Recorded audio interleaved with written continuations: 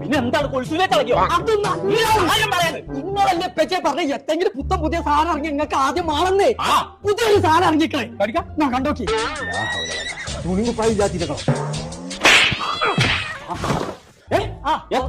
കോയക്ക് എങ്ങനെ പോന്നെ